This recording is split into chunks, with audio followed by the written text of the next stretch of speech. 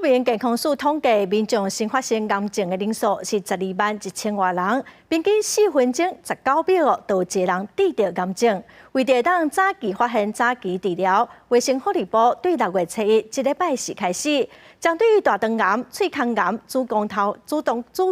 癌、黏癌、甲气癌这5种癌症的体检，若是无正常，就会主动来转诊甲追踪。3、2、1，计划正式启动。卫福部国健署甲健保署合作，自6月7日开始，共同伫咧啥全民健保癌症治疗改善计划。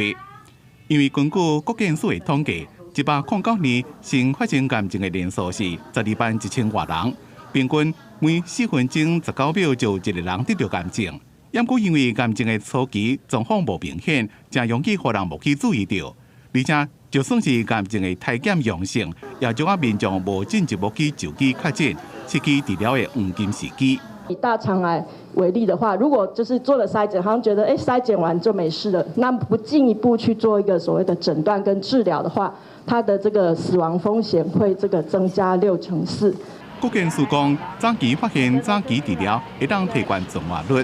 就亲像105年到109年。5项癌症的体检存活率来看，大肠癌、女性癌症、子宫头癌抑个肺癌，第0期甲第1期的5年存活率拢超过9成，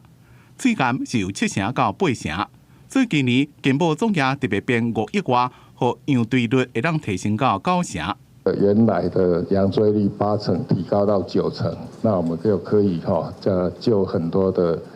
这个癌症的病人，然后也可以节省相当多的健保资源。施水员强调，民众5项癌症的体检结果若是阳性，将会由基层的诊所或者是病院主动向民众进行卫教，也有说明速落来检查爱注意的事项，也当协助民众挂号转诊，进一步就医看病。安尼先唔但是当降低癌症所带来健康威胁，也减少对个人甲家庭的影响。记者综合报道。